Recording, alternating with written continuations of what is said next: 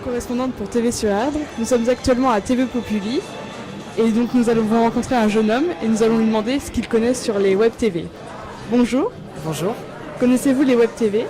Oui, je connais entre autres les web TV par l'intermédiaire de TV Rezé ou de TV Nantes. Je trouve que c'est une bonne alternative pour montrer ce que devient les villes. Il y a des gens qui en ont envie tout simplement. Si on ne le fait pas et que ça se fait pas, peu heureux. Donc TV sur Erdre, c'est quoi? C'est quel type de web TV? La web TV, on est sur le terrain. On ne fait pas uniquement du reportage, c'est aussi être proche des gens. Le principe même d'être de TV sur Erdre, c'est donc de faire des reportages sur des associations, mais aussi d'être proche d'eux, d'essayer de comprendre un peu leurs problèmes avant de faire un reportage. C'est d'abord de comprendre leurs problèmes, de comprendre ce qu'ils veulent remettre en avant. Et donc voilà, c'est essentiellement d'être proche des Et qu'est-ce que vous connaissez comme web TV? Je connais TV Rezé, TV Nantes, TV sur Erdre. Et qu'est-ce que vous connaissez ici à Vidéo Populi? Qu'est-ce que vous avez appris? Est-ce que ça vous plaît? Alors Vidéo Populi, ça me plaît bien, parce que c'est un événement qui n'existait pas ici. Et puis voilà, je me suis dit, pourquoi pas aller faire le curieux, découvrir un petit peu ce qui pouvait être fait ici. Et voilà comment Qu'est-ce que vous connaissez au niveau du monde des web TV sur Nantes? Alors je connais un peu TV sur Erdre, je connais TV Rezé, sinon TV Nantes aussi, pour y aller pas très souvent.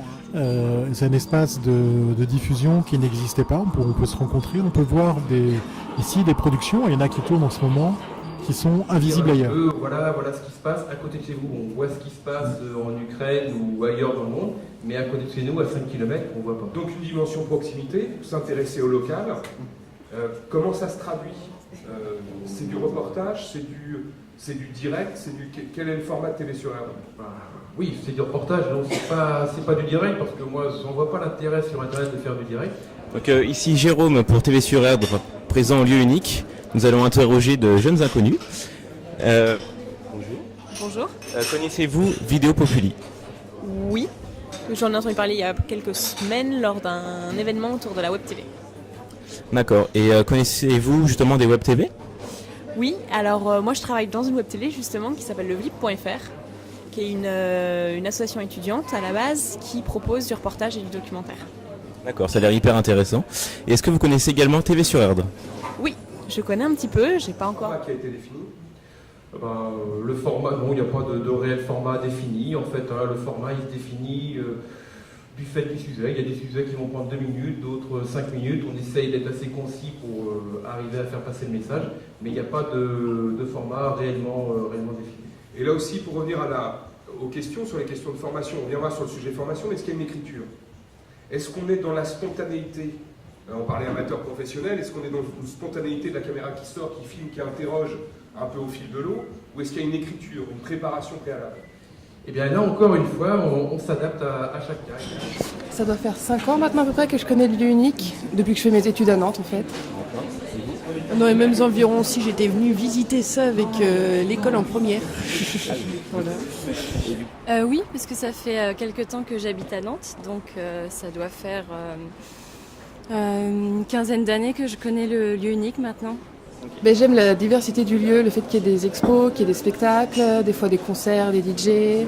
Et puis il y a en général une bonne ambiance et voilà, il y a le photomatron aussi juste à côté, donc ils font des photomatrons, 4 photos différentes. Ça va être un des derniers rescapés, donc voilà, on aime souvent venir faire des photos ici. J'avoue que je connais pas beaucoup par contre le lieu unique, sinon j'y vais de temps en temps, donc pareil j'aime bien aller voir des verres ou voir des spectacles. Ah, parce qu'il s'y passe beaucoup de choses sur le plan culturel, du coup j'ai pu voir l'évolution aussi et ça s'est vraiment développé au niveau, je sais pas, par exemple musical ou au niveau des conférences aussi, donc quand on aime la littérature, les arts, on se rend ici parce que c'est vraiment le lieu, enfin un des lieux principaux à Nantes où il se passe ce genre de choses. On produit du film, des scénettes, etc., des installations, et c'est une plateforme de diffusion. On l'entend comme ça et on l'anime en fonction des événements. on y dispose des films ou pas. On peut aussi inviter les gens en téléchargement direct de morceaux de films à venir monter leur propre film à partir d'images de chartiennes. Alors, justement, chartienne, ça veut dire qu'il y a un univers quand même, c'est un monde. Non, c'est un groupe d'amis en fait qui dure depuis assez longtemps. L'objectif, c'est vraiment de s'amuser sérieusement en fait. Je suis venu sur Vidéo Populi via Walter, qui a vu un énorme potentiel dans mes vidéos, c'est pour ça qu'il m'a appelé. Et non, je rigole. C'est donc Walter qui m'a proposé ça. Et je trouve ça intéressant parce qu'il y a aussi plein de professionnels, de non-professionnels. Et ça fait aussi un espace de diffusion. D'accord. Et qu'est-ce que vous pensez en ce moment des web TV sur Nantes? Je trouve que ça ouvre aussi, comme les gens qui font des films, des clips, ça ouvre aussi les possibilités de pouvoir diffuser. Je connais votre web TV, on s'était rencontrés, j'étais venu à une de vos projections il y a quelques temps, parce que vous faites aussi des diffusions de courts-métrages, des soirées. Voilà, et puis j'en connais d'autres, comme aussi, on va dire, TV Rosé. Voilà, et puis... Et on se retrouve dans le même cas de figure où un programme d'information d'hyper proximité ou de grandes chaînes nationales se retrouve dans le même format avec le même type de moyens techniques de diffusion. Et je crois que pour moi c'est une première à l'échelle de l'histoire des médias, c'est qu'on a les mêmes moyens à disposition entre des gros, très gros et des tout petits. Je ne crois pas qu'il y ait eu d'équivalent auparavant. Ce qui est intéressant, c'est que là, on est vraiment mis sur le même pied d'égalité. Il n'y a pas de préparation particulière pour que les reportages passent soit sur une tablette, soit sur un smartphone ou ordinateur.